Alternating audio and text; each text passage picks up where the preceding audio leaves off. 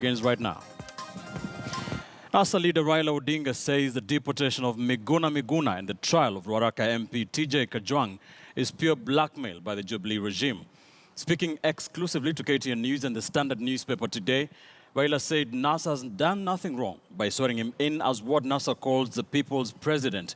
He also maintains that the proscribed national resistance movement will continue to exist to push its agenda against what he calls a rogue government. Let's begin our broadcast tonight with that exclusive interview.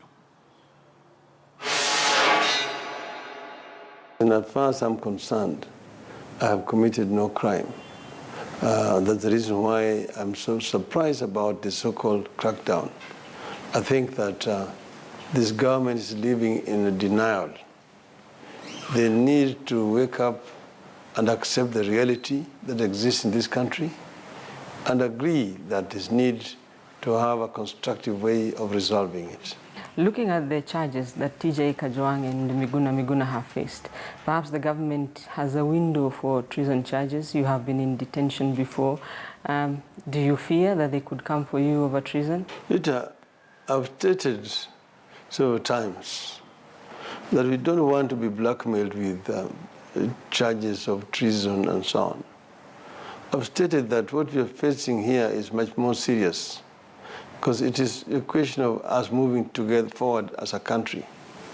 Do we want the country to move forward as Kenya, one united country? Or do we want a dismembered country?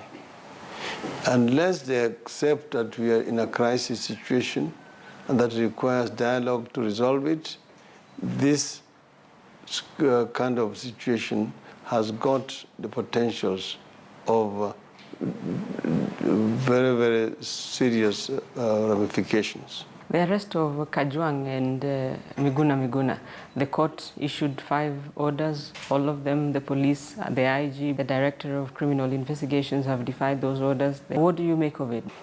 You see, they say that the more things change, the more they remain the same. We are seeing a development very akin to what happened after independence of this country. We had a constitution coming from Lancaster House. That constitution was, after 1 year, mutilated and thrown to the dogs. You remember that you can go to Parliament, you'll find a motion filed by the then leader of the official opposition, the late Ronald Ngala, and the late Masinde Muliro, motion of censorship against the then Prime Minister of Kenya, the late Mzee Jomo Kenyatta, for refusing to send funds to the devolved units, that was regional governments, as per the constitution and the laws of the country. That is already happening again here today. Then there was also disrespect of court orders. Then eventually the courts were taken over. The same thing is happening here.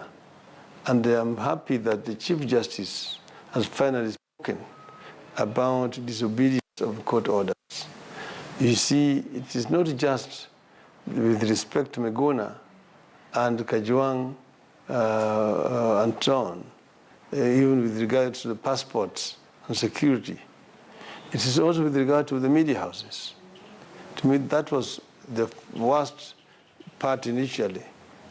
Because why do you close media houses? Where is the freedom of media and freedom of expression gone to? You want to deny the country the opportunity to know what is happening, freedom of information. So you're quickly getting into a state which has become a rogue state.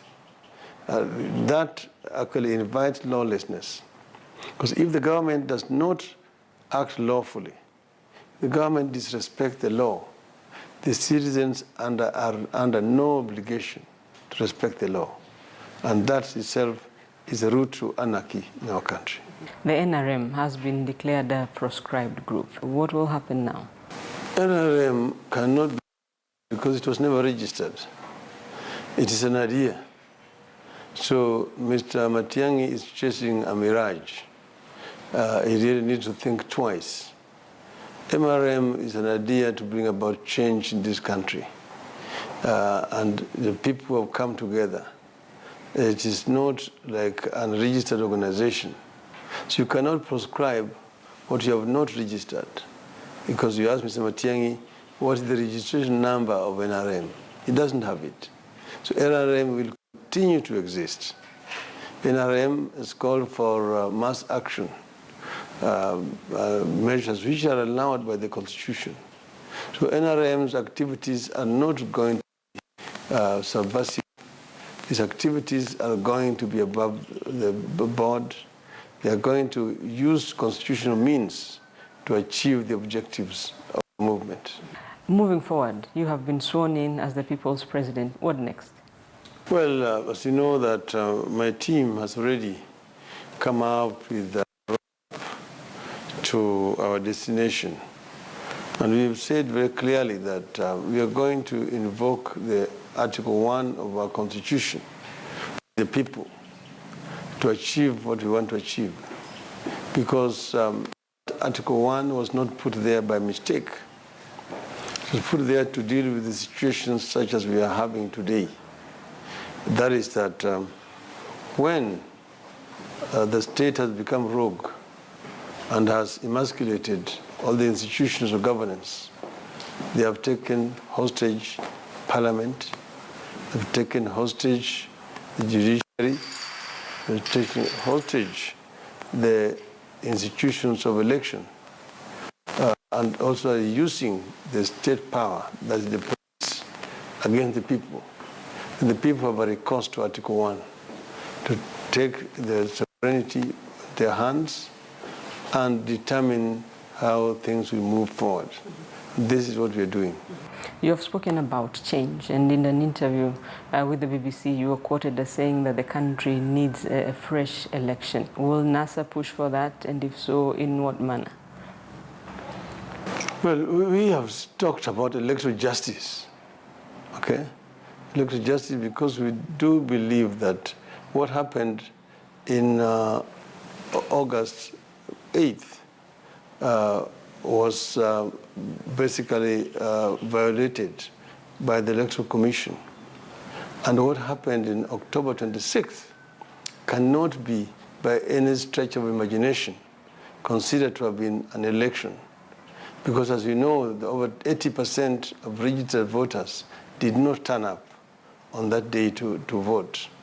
So whoever purports to have been elected on that day lacks the legitimacy that is required for one to be able to govern the country effectively.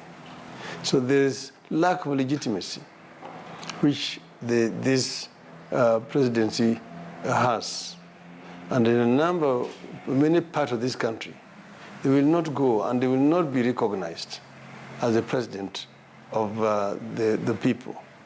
But the people who did not vote for him will not recognize him. And that is a crisis, which it cannot be resolved by using police, by closing media houses, by arresting Miguna Miguna and deporting him, by arresting Kajwang, by canceling the passports of citizens of this country, by violating the court orders. Those are not going to be resolved. These issues must be confronted and dealt with more effectively in a more systematic and consultative manner. Previously, we have seen foreign envoys. Always, largely, they have been on your side. But on this one, you seem not to have support from them. Why do you think they are distancing themselves? You see, most of the foreign envoys are acting in the interest of their country. And most of their countries act in the interest of their strategic self-interests. Most of them have commercial interests in the country. In my view, I think their position is more dictated by the commercial considerations, the kind of contracts some of them hope to get from the Jubilee government. That's why they want to be on the right side. That, in my view, is a very simplistic way. Because most of these countries profess to support democracy. They are now telling us that, oh, because Uhuru was elected on the 26th, that the election was affirmed by the Kenyan court, therefore it's validly elected. They are forgetting that 8 days to the elections, Mr. Chebukati, the chairman of the Electoral Commission, was on record saying that he was not ready or prepared to carry out a free and fair elections on the 26th. And 2 days to that election, after Madam Akombe had resigned from the commission, citing irregularities, citing so many weaknesses in the commission, the ambassadors were addressing the media saying that they were satisfied with the preparations done by the IBC. Why were they doing it? Because some of them, their countries had funded the IBC. So they were defending their country's taxpayer money which had been given to the IBC to prepare for the elections. But they also forget that 1 day before the elections, the Supreme Court was unable to raise a quorum to hear a case which was petitioning for postponement of those elections. Fourthly, they are also forgetting that less than 20% of Kenyans turned up to vote on the 26th of October. So therefore, that election does not confer legitimacy. And they're refusing to confront those facts and are saying, oh, because the Supreme Court affirmed it, it is fine. The Supreme Court that nullified the elections on the 1st of September of the 8th of August elections was not the same Supreme Court that affirmed the elections of 26th of October. This one is a court which had been subdued, which had intimidated. They have been called wakoras, crooks. They had stolen our victory, and we are going to deal with them. So this was a very different Supreme Court. And therefore, we are saying that they have gotten it wrong. They have gotten it very, very wrong. But we are saying, ultimately, it is a Kenyan problem.